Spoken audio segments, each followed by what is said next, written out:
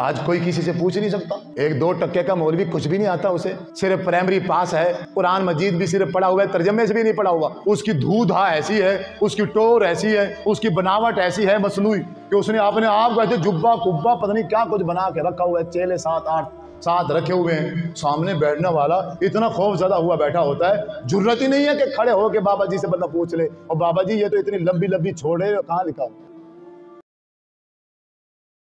लेकिन पूछने वालों ने पूछा कि नहीं पूछा? पूछो, पूछोगे तो बात निखरेगी, बात खुलेगी। अगर इन मौलवियों से पूछताछ नहीं करोगे तो ईमान से ईमान, इन्होंने तो गंद कर दिया है, इन्हें खुला छोड़ दिया गया है। मिंबर पर बैठे हुए से कोई बंदा बात नहीं कर सकता, कोई इनसे पूछ नहीं सकता, ये कहीं भी नहीं लिखा हुआ।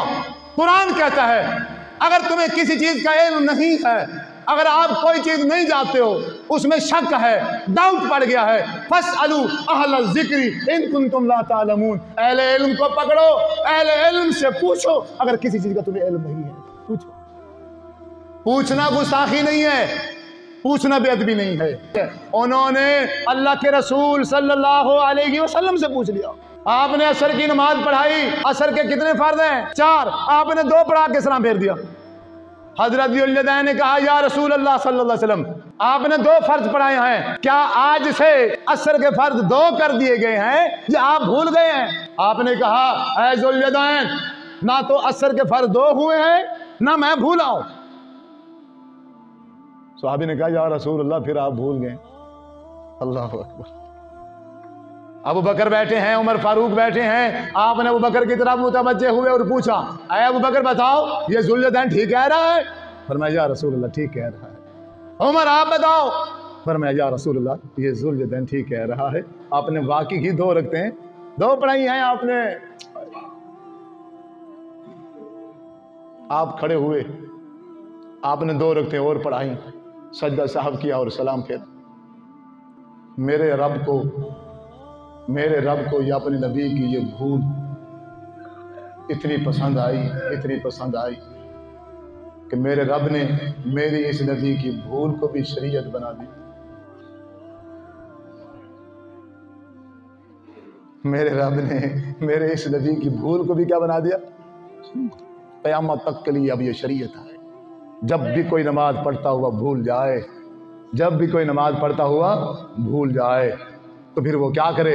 अगर 2 पढ़ी हैं, 3 पढ़ी हैं, 1 रह गई है, तो फिर खड़ा हो, 1 रकअत और पढ़े, सजदा साहब करके सलाम फेर दे, उसकी 4 पूरी हो जाएगी। लेकिन पूछने वालों ने पूछा कि नहीं पूछा? पूछो। आज कोई किसी से पूछ नहीं सकता। 1-2% का मौलवी कुछ भी नहीं आता उसे, सिर्फ प्राइमरी पास है, कुरान मजीद भी सिर्फ पढ़ा हुआ है, तर्जमे से भी नहीं पढ़ा हुआ। उसकी धूधा ऐसी है, उसकी टोर ऐसी है, उसकी बनावट ऐसी है मसनूई कि उसने अपने आप को ऐसे जुब्बा कुब्बा पता नहीं क्या कुछ बना के रखा हुआ है, चेले 7-8 रखे हुए हैं। सामने बैठने वाला इतना खौफ ज़्यादा हुआ बैठा होता है, जुर्रत ही नहीं है कि खड़े हो के बाबा जी से बंदा पूछ ले, और बाबा जी ये तो इतनी लंबी लंबी छोड़े, कहाँ लिखा हो है जरूरत? अब कोई खड़ा हो जाए, अब इसी मजलिस में खड़ा हो जाए कि मौलवी साहब आपने फलां बात की है और फलां बात कुरान और हदीस के खिलाफ है, उसकी दलील दे। कोई खड़ा हो जाए और ये दिली खुशी होगी, दिली खुशी। अगर आप किसी और जगह पर खड़े होकर दिखाएं, मौलवी साहब तो दूर की बात है, आपके साथ वाले जो हैं वही आपके खिलाफ हो जाएंगे। आप हमारा प्रोग्राम खराब करने के लिए आ गए हो, आप फलां हो, आप फलां हो, आपको तमीज़ नहीं है, आपको अदब नहीं है, आपको एहतराम नहीं है। उन्होंने सहाबा इकराम ने अमीरुल मोमिनीन हजरत उमर फारूक रज़ी अल्लाह तआला अन्हु को रोक लिया। ऐ अमीरुल मोमिनीन, ये कपड़े तकसीम हुए हैं, सबको इतना इतना कपड़ा मिला है कि उनका जुब्बा नहीं बन सकता, ये आपने उसी कपड़े का जुब्बा बना के पहना हुआ है, आपके पास ये इजाफी कपड़ा कहां से आया? यहां जवाब दें, हमें समझाएं, हमें बतलाएं। हमें जो कपड़ा मिला है वो तो इतना है, उससे सूट नहीं बन सकता। आपका ये सूट कैसे बन गया? अमीरुल मोमिनीन को खड़ा कर दिया। पूछा उन्होंने, हजरत उमर फारूक रज़ी अल्लाह तआला अन्हु ने कहा, ऐ अब्दुल्ला, अपने बेटे से कहा, ऐ अब्दुल्ला खड़े हो जाओ, बताओ इन लोगों को कि ये मेरा सूट कैसे बनाए, खड़े होके बताओ। हजरत अब्दुल्ला बिन उमर रज़ी अल्लाह तआला अन्हु खड़े हुए और कहा, एक हिस्सा वो है जो अब्बा जी को मिला था, एक हिस्सा वो है जो मुझे मिला था, और मैंने अपना हिस्सा अपने अब्बा जी को गिफ्ट कर दिया था। वो दोनों कपड़े मिला के ये फिर ये कमीज बनी।